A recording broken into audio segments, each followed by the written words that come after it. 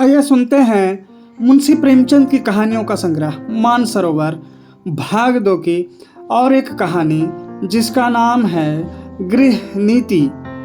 जब माँ बेटे से बहू की शिकायतों का दफ्तर खोल देती है और यह सिलसिला किसी तरह खत्म होते नजर नहीं आता तो बेटा उकता जाता है और दिन भर की थकान के कारण कुछ झुंझुलाकर माँ से कहता है, तो आखिर तुम मुझसे क्या करने को कहती हो अम्मा?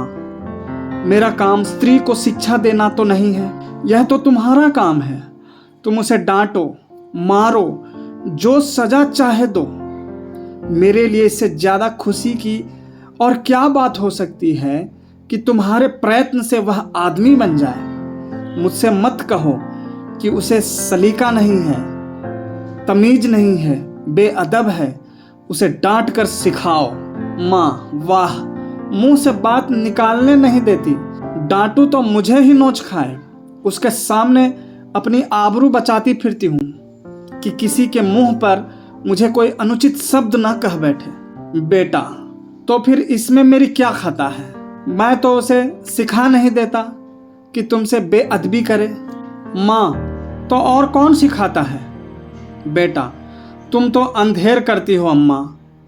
माँ, अंधेर नहीं करती, सत्य कहती हूँ।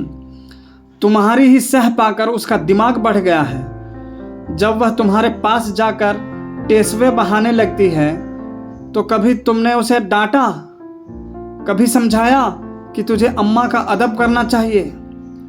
तुम तो खुद उसके गुलाम हो गए हो। वह भी समझती है मेरा पति कमाता है, फिर मैं क्यों न रानी बनूं, क्यों किसी से दबूं?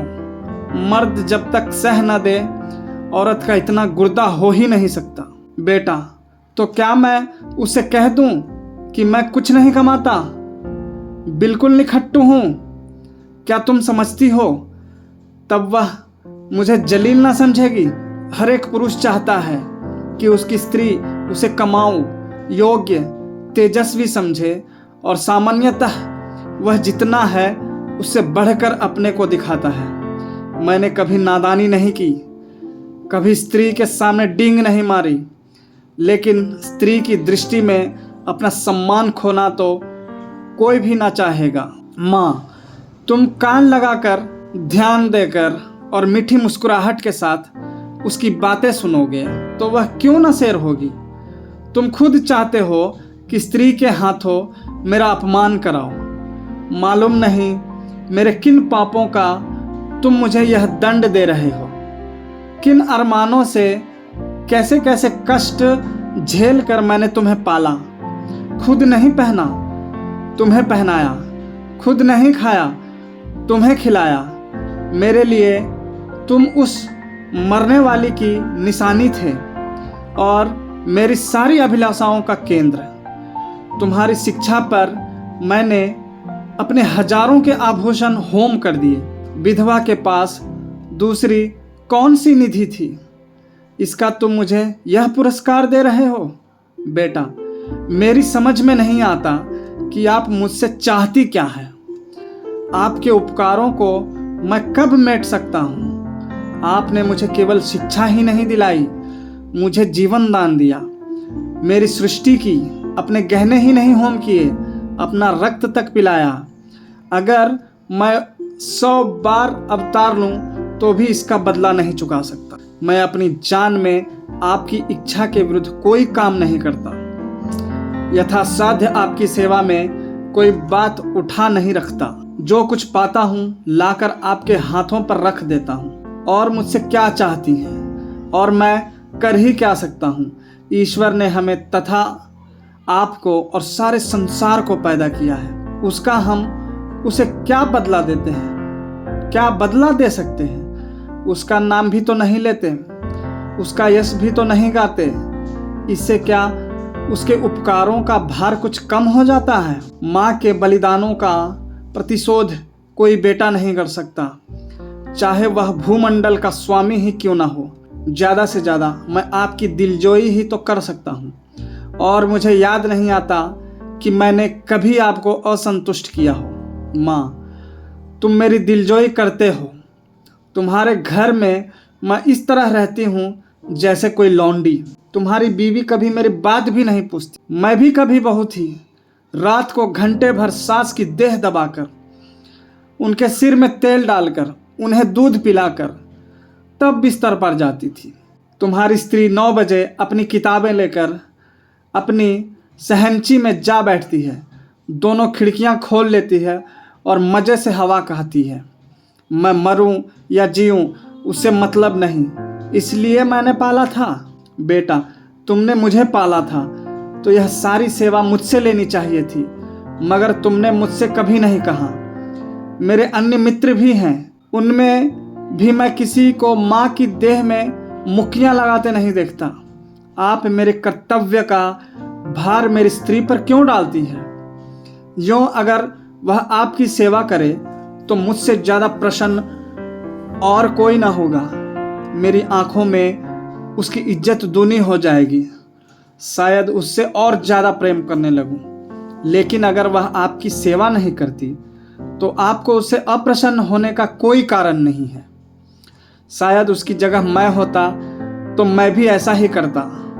सास मुझे अपनी लड़की की तरह प्यार करती तो मैं उसके तलवे सहलाता, इसीलिए नहीं कि वह मेरे पति की माँ होती, बल्कि इसलिए कि वह मुझसे मातृत्व स्नेह करती। मगर मुझे खुद यह बुरा लगता है कि बहू सास के पांव दबाए।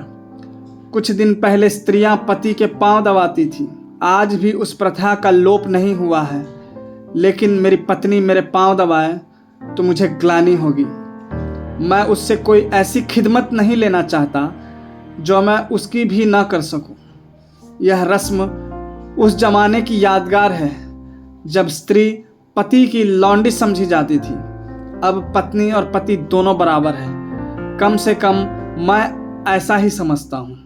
माँ, तो मैं कहती हूँ कि तुम ही ने उसे ऐसी ऐसी बातें पढ़ाकर शेयर कर दिया है। तुम ही मुझसे बैर साध रहे हो। ऐसी निर्लज्ज, ऐसी बदजबान, ऐसी टर्री फूहड़ छोकरी संसार में ना होगी। घर में अक्सर मोहल्ले की बहनें मिलने आती रहती हैं।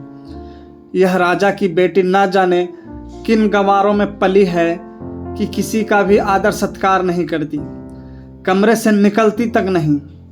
कभी कभी जब वे खुद उसके कमरे में चली जाती हैं तो यह गधी चारपाई से नहीं उठती, प्रणाम तक नहीं करती। चरण छूना तो दूर की बात है। बेटा, वह देवियां तुमसे मिलने आती होंगी, तुम्हारे और उनके बीच में ना जाने क्या बातें होती हों। अगर तुम्हारी बहू बीच में आ कूदे तो मैं उसे बदतमीज कहूँगा। कम से कम मैं तो कभी पसंद ना करूँगा कि जब मैं अपने मित्रों से बातें कर रहा हूँ तो तुम या तुम्हारी बहू वहाँ जाकर खड़ी हो जाए। स्त्री भी अपनी सहेलियों के साथ बैठी हो तो मैं वहाँ बिना बुलाए ना जाऊँगा। यह तो आजकल का शिष्टाचार है। माँ, तुम तो हर बात में उसी का पक्ष करते हो बेटा। ना जाने उसने कौन सी जड़ी सुंघा दी है तुम्हें। यह कौन कहता है कि वह हम लोगों के बीच में आ कूदे, लेकिन बड़ों का उसे कुछ तो आदर सत्कार करना चाहिए। बेटा, किस तरह? माँ, आकर अंचल से उसके चरण छुएं, प्रणाम करें, पान खिलाएं, पंखा झले। इन्हीं बातों से बहू का आदर होता है, लोग उसकी प्रशंसा करते हैं। नहीं तो सब की सब यही कहती होंगी कि बहू को घमंड हो गया है, किसी से सीधे मुंह बात नहीं करती।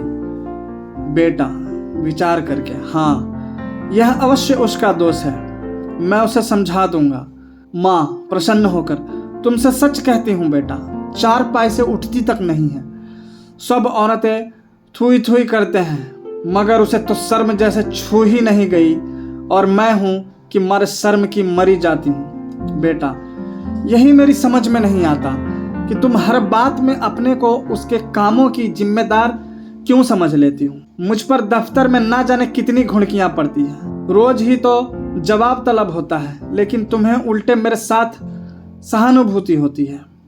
क्या तुम समझती हो अफसरों को मुझसे कोई बैर है जो अनायास ही मेरे पीछे पड़े रहते हैं, या उन्हें उन्माद हो गया है जो अकारण ही मुझे काटने दौड़ते हैं? नहीं, इसका कारण यही है कि मैं अपने काम में चौकस नहीं हूँ। गलतियाँ करता हूँ, सुस्ती करता हूँ, लापरवाही करता हूँ।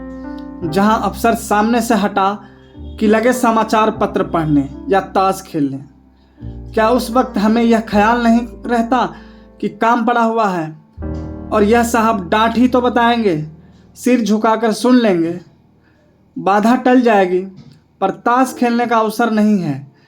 लेकिन कौन परवाह करता है?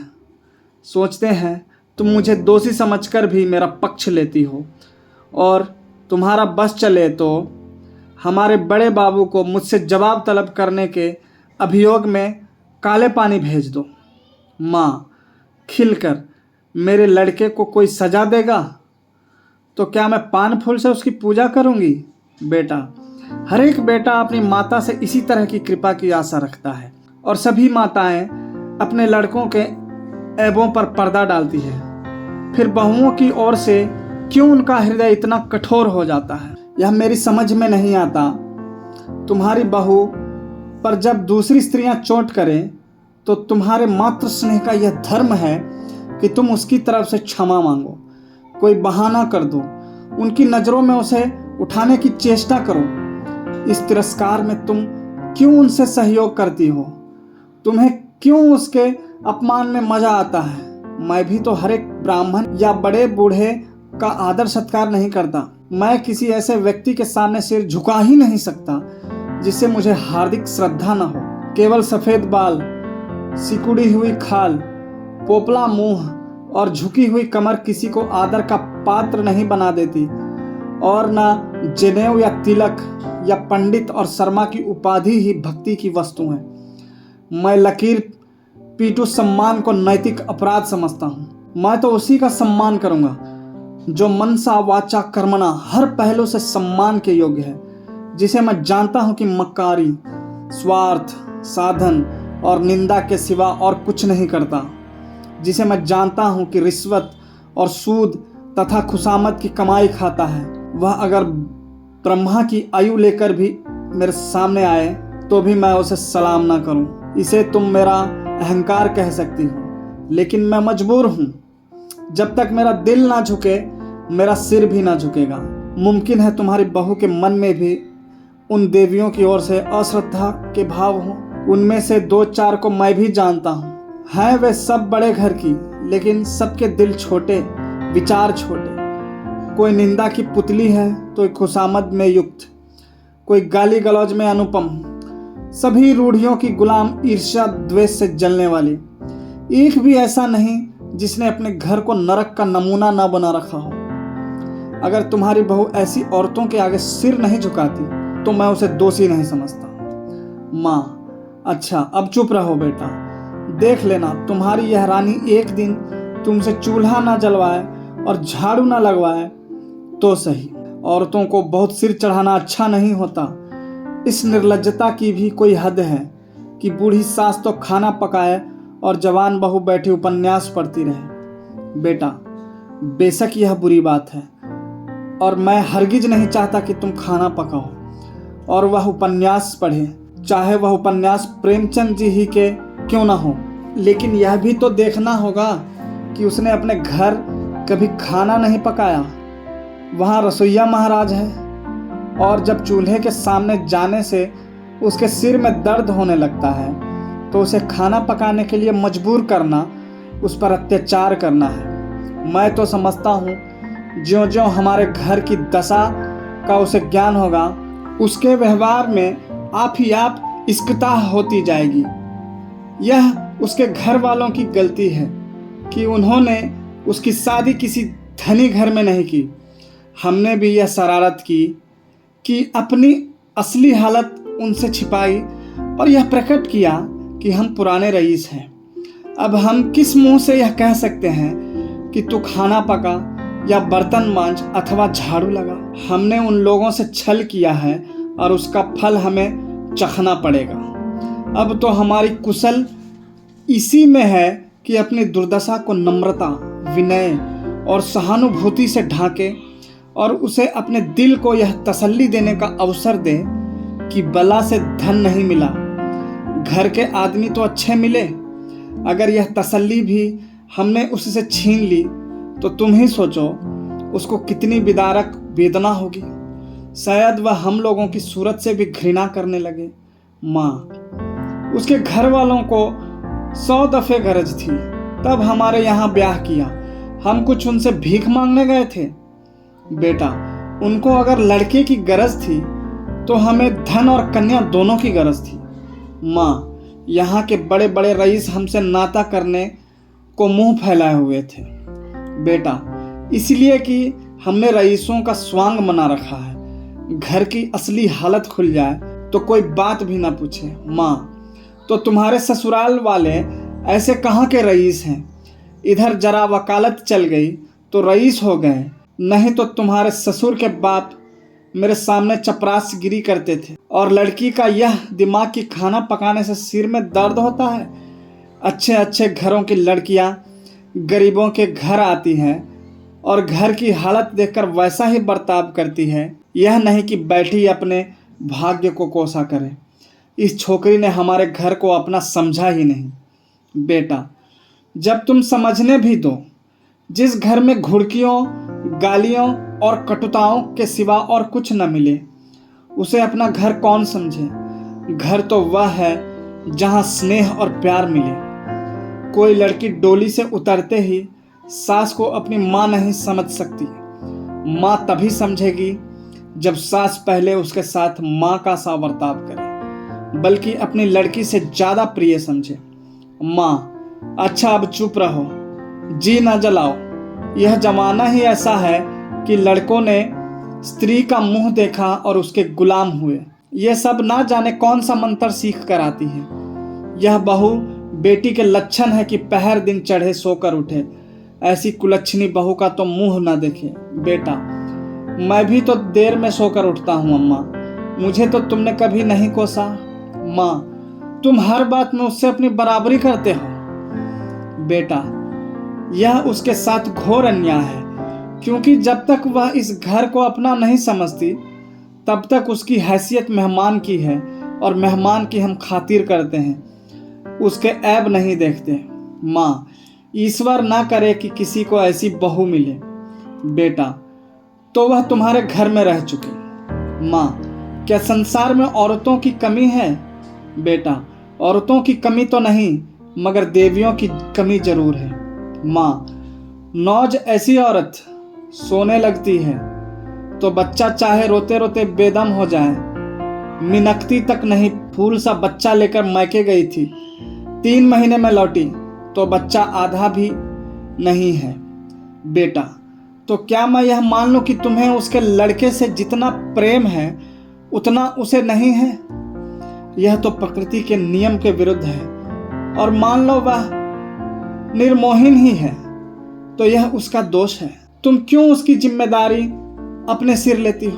उसे पूरी स्वतंत्रता है, जैसे चाहे अपने बच्चे को पाले।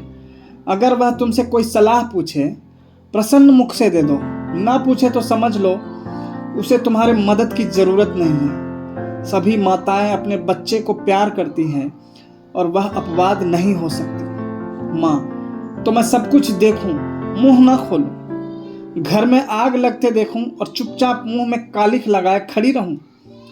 बेटा, तुम इस घर को जल्द छोड़ने वाली हो, उसे बहुत दिन रहना है। घर की हानि लाभ की जितनी चिंता उसे हो सकती है, तुम्हें नहीं हो सकती। फिर मैं कर ही क्या सकता हूँ? ज़्यादा से ज़्यादा उसे डांट बता सकता हूँ, लेकिन वह डांट की परवाह न करे और तुर्की बेतुर्की जवाब दे तो मेरे पास ऐसा कौन सा साधन है जिससे मैं उसे ताड़ना दे सकूं? माँ, तुम 2 दिन ना बोलो तो देवता सीधे हो जाएं, सामने नाक रगड़े।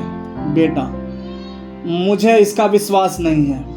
मैं उससे ना बोलूँगा, वह भी मुझसे ना बोलेगी। ज़्यादा पीछे पड़ूंगा तो अपने घर चली जाएगी। माँ, ईश्वर यह दिन लाए मैं तुम्हारे लिए नई बहू लाऊं। बेटा, संभव है इसकी भी चची हो। सहसा बहू आकर खड़ी हो जाती है। माँ और बेटा दोनों स्तंभित हो जाते हैं, मानो कोई बम गोला आ गिरा हो। रूपवती, नाजुक मिजाज, गर्वीली रमणी है जो मानो शासन करने के लिए ही बनी है। कपोल तमतमाए हुए हैं, पर अधरों पर विष भरी मुस्कान है और आंखों में व्यंग मिला परिहास। माँ अपनी झेप छिपाकर, तुम्हें कौन बुलाने गया था? बहू, क्यों? यहाँ जो तमाशा हो रहा है उसका आनंद मैं न उठाऊं? बेटा, माँ बेटे के बीच में तुम्हें दखल देने का कोई हक नहीं। बहू की मुद्रा सहसा कठोर हो जाती है। बहू, अच्छा, आप जवान बंद रखिए। जो पति अपनी स्त्री की निंदा सुनता रहे वह पति बनने के योग्य नहीं। वह पति धर्म का क ख ग भी नहीं जानता। मुझसे अगर कोई तुम्हारी बुराई करता, चाहे वह मेरी प्यारी माँ ही क्यों ना होती, तो मैं उसकी जवान पकड़ लेती। तुम मेरे घर जाते हो तो वहाँ तो जिसे देखती हूँ तुम्हारी प्रशंसा ही करता है। छोटे से बड़े तक गुलामों की तरह दौड़ते फिरते हैं। अगर उनके बस में हो तो तुम्हारे लिए स्वर्ग के तारे तोड़ लाए। और उसका जवाब मुझे यहाँ यह मिलता है कि बात बात पर ताने महने, तिरस्कार बहिष्कार। मेरे घर तो तुमसे कोई नहीं कहता कि तुम देर में क्यों उठे, तुमने अमुक महोदय को सलाम नहीं किया, अमुक के चरणों पर सिर क्यों नहीं पटका। मेरे बाबूजी कभी गवारा न करेंगे कि तुम उनकी देह पर मुक्कियाँ लगाओ या उनकी धोती धो या उन्हें खाना पका कर खिलाओ। मेरे साथ यह बर्ताव क्यों? मैं यहाँ लौंडी बनकर नहीं आई हूँ, तुम्हारी जीवन संगनी बनकर आई हूँ। मगर जीवन संगनी का यह अर्थ तो नहीं कि तुम मेरे ऊपर सवार होकर मुझे जलाओ। यह मेरा काम है कि जिस तरह चाहूँ तुम्हारे साथ अपने कर्तव्य का पालन करूँ। उसकी प्रेरणा मेरी आत्मा से होनी चाहिए, ताड़ना या तिरस्कार से नहीं।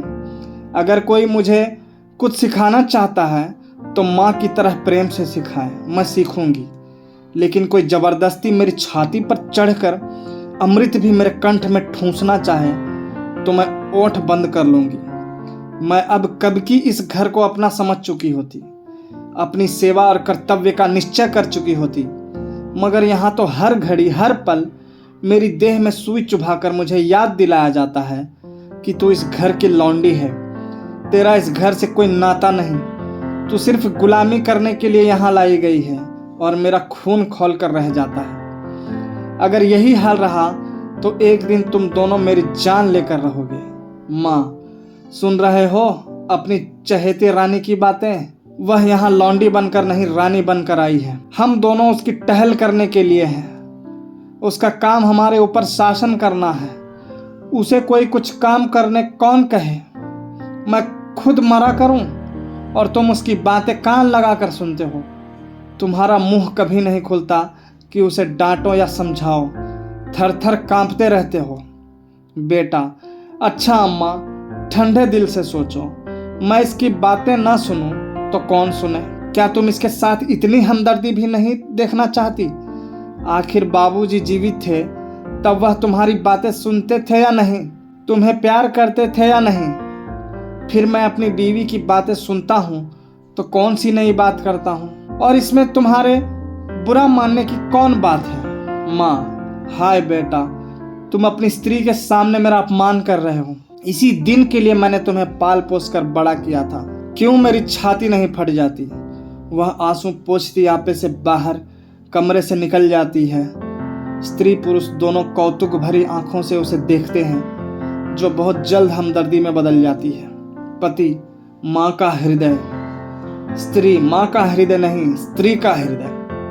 पति अर्थात स्त्री जो अंत तक पुरुष का सहारा चाहता है, स्नेह चाहता है और उस पर किसी दूसरी स्त्री का असर देखकर ईर्ष्या से जल उठता है। पति, क्या पगली की सी बातें करती हो? स्त्री, यथार्थ कहती हूँ। पति, तुम्हारा दृष्टिकोण बिल्कुल गलत है और इसका तजर्बा तुम्हें तब होगा जब तुम खुद सास होगी। स्त्री, मुझे सास बनना ही नहीं है। लड़का अपने हाथ पांव का हो जाए, ब्याह करे और अपना घर संभाले, मुझे बहू से क्या सरोकार। पति, तुम्हें यह अरमान बिल्कुल नहीं है कि तुम्हारा लड़का योग्य हो, तुम्हारी बहू लक्ष्मी हो और दोनों का जीवन सुख से कटे? स्त्री, क्या मैं माँ नहीं हूँ? पति, माँ और सास में क्या कोई अंतर है? स्त्री उतना ही जितना जमीन और आसमान में है। माँ प्यार करती है, सास शासन करती है। कितनी ही दयालु, सहनशील, सतोगुणी स्त्री हो, सास बनते ही मानो ब्याई हुई गाय हो जाती है। जिसे पुत्र से जितना ही ज्यादा प्रेम है, वह बहू पर उतनी ही निर्दयता से शासन करती है। मुझे भी अपने ऊपर विश्वास नहीं है। अधिकार पाकर किसे मद नहीं हो जाता। मैंने तय कर लिया है, सास बनूंगी ही नहीं। औरत की गुलामी सांसों के बल पर कायम है। जिस दिन सांसें न रहेगी, औरत की गुलामी का अंत हो जाएगा। पति, मेरा ख्याल है तुम जरा भी सहज बुद्धि से काम लो तो अम्मा पर भी शासन कर सकती हो। तुमने हमारी बातें कुछ सुनी? स्त्री, बिना सुने ही मैंने समझ लिया कि क्या बातें हो रही होंगी। वही बहू का रोना। पति, नहीं नहीं, तुमने बिल्कुल गलत समझा। अम्मा के मिजाज में आज मैंने विस्मयकारी अंतर देखा, बिल्कुल अभूतपूर्व। आज वह जैसी अपनी कटुताओं पर लज्जित हो रही थी। हाँ, प्रत्यक्ष रूप से नहीं, संकेत रूप से। अब तक वह तुमसे इसलिए नाराज रहती थी कि तुम देर में उठती हो। अब शायद उन्हें यह चिंता हो रही है कि कहीं सवेरे उठने से तुम्हें ठंड ना लग जाए। तुम्हारे लिए पानी गर्म करने को कह रही थी। स्त्री प्रसन्न होकर, सच? पति, हाँ, मुझे तो सुनकर आश्चर्य हुआ। स्त्री, तो अब मैं मुंह अंधेरे उठूंगी। ऐसी ठंड क्या लग जाएगी, लेकिन तुम मुझे चकमा तो नहीं दे रहे हो? पति, अब इस बदगुमानी का क्या इलाज? आदमी को कभी कभी अपने अन्याय पर खेद तो होता ही है। स्त्री, तुम्हारे मुंह में घी शक्कर। अब मैं गजर दम उठूंगी। वह बेचारी मेरे लिए क्यों पानी गर्म करेगी? मैं खुद गर्म कर लूंगी। आदमी करना चाहे तो क्या नहीं कर सकता। पति, मुझे उनकी बात सुन सुनकर ऐसा लगता था जैसे किसी दैवी आदेश ने उनकी आत्मा को जगा दिया हो। तुम्हारे अल्हड़पन और चपलता पर कितना भन्नाती है। चाहती थी कि घर में कोई बड़ी बूढ़ी आ जाए तो तुम उसके चरण छुओ, लेकिन शायद अब उन्हें मालूम होने लगा है कि इस उम्र में सभी थोड़े बहुत अल्हड़ होते हैं। शायद उन्हें अपनी जवानी याद आ रही है। कहती थी, यही तो शौक श्रृंगार, पहनने ओढ़ने, खाने खेलने के दिन थे। बूढ़ियों को तो दिन भर तांता लगा रहता है। कोई कहाँ तक उनके चरण छुए और क्यों छुए? ऐसी कहाँ की बड़ी देवियां हैं। स्त्री, मुझे तो हर्षोन्माद हुआ चाहता है। पति, मुझे तो विश्वास ही ना आता था। स्वप्न देखने का संदेह हो रहा था। स्त्री, अब आई है राह पर। पति, कोई दैवी प्रेरणा समझो। स्त्री, मैं कल से ठेठ बहू बन जाऊंगी।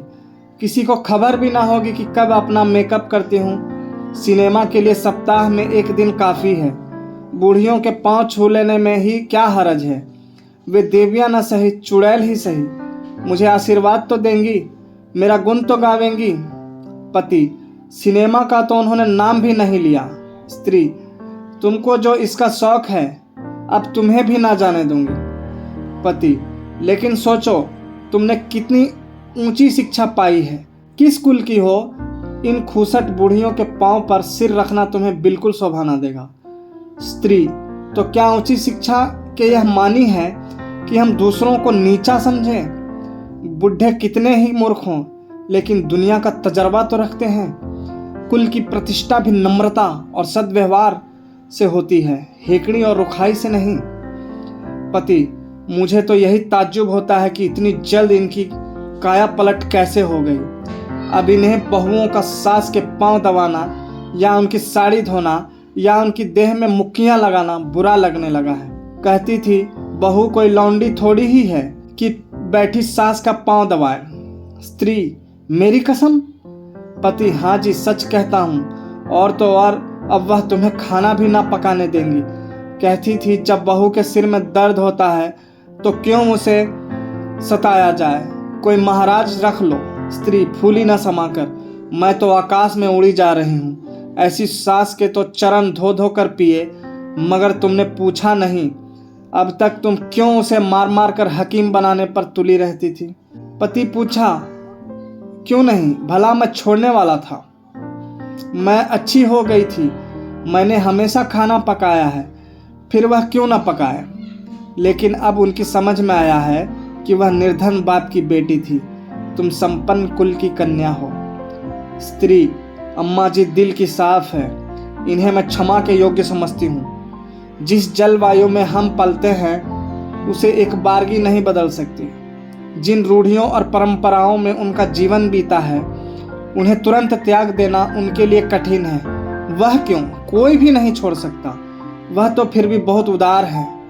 तुम अभी महाराज मत रखो, खामख्वाह जेरबार क्यों होंगे। जब तरक्की हो जाए तो महाराज रख लेना। अभी मैं खुद पका लिया करूँगी। 3-4 प्राणियों का खाना ही क्या। मेरी जात से कुछ अम्मा को आराम मिले, मैं जानती हूँ सब कुछ, लेकिन कोई रोब जमाना चाहे तो मुझसे बुरा कोई नहीं। पति: मगर यह तो मुझे बुरा लगेगा कि तुम रात को अम्मा के पांव दबाने बैठो। स्त्री: बुरा लगने की कौन बात है। जब उन्हें मेरा इतना ख्याल है तो मुझे भी उनका लिहाज करना ही चाहिए। जिस दिन मैं उनके पांव दबाने बैठूंगी वह मुझ पर प्राण देने लगेंगी। आखिर बहू बेटे का कुछ सुख उन्हें भी तो हो। बड़ों की सेवा करने में हेठी नहीं होती। बुरा तब लगता है जब शासन करते हैं और अम्मा मुझसे पांव दबाएंगी, थोड़े ही सेंत का यश मिलेगा। पति: अब तो अम्मा को तुम्हारी फजूल खर्ची भी बुरी नहीं लगती। कहती थी रुपये पैसे बहू के हाथ में दे दिया करो। स्त्री: चिढ़कर तो नहीं कहती थी। पति: नहीं नहीं, प्रेम से कह रही थी। उन्हें अब भय हो रहा है कि उनके हाथ में पैसे रहने से तुम्हें असुविधा होती होगी। तुम बार बार उनसे मांगती लजाती भी होगी और डरती भी होगी, एवं तुम्हें अपनी ज़रूरतों को रोकना पड़ता होगा। स्त्री: ना भैया, मैं यह जंजाल अभी अपने सिर ना लूँगी। तुम्हारी थोड़ी सी तो आमदनी है, कहीं जल्दी से खर्च हो जाए तो महीना कटना मुश्किल हो जाए। थोड़े में निर्वाह करने की विद्या उन्हीं को आती है। मेरी ऐसी ज़रूरतें ही क्या हैं। मैं तो केवल अम्मा जी को चिढ़ाने के लिए उनसे बार बार रुपये मांगती थी। मेरे पास तो खुद 150 रुपये पड़े रहते हैं। बाबूजी का पत्र आता है तो उसमें 10-20 के नोट ज़रूर होते हैं, लेकिन अब मुझे हाथ रोकना पड़ेगा। आखिर बाबूजी कब तक देते चले जाएंगे। और यह कौन सी अच्छी बात है कि मैं हमेशा उन पर टैक्स लगाती रहूं। पति: देख लेना अम्मा अब तुम्हें कितना प्यार करती है। स्त्री: तुम भी देख लेना मैं उनकी कितनी सेवा करती हूँ। पति: मगर शुरू तो उन्होंने किया। स्त्री: केवल विचार में, व्यवहार में आरंभ मेरी ही ओर से होगा। भोजन पकाने का समय आ गया, चलती हूँ। आज कोई खास चीज़ तो नहीं खाओगे। पति: तुम्हारे हाथों की रूखी रोटियां भी पकवान का मजा देंगी। स्त्री: अब तुम नटखटी करने लगे। धन्यवाद।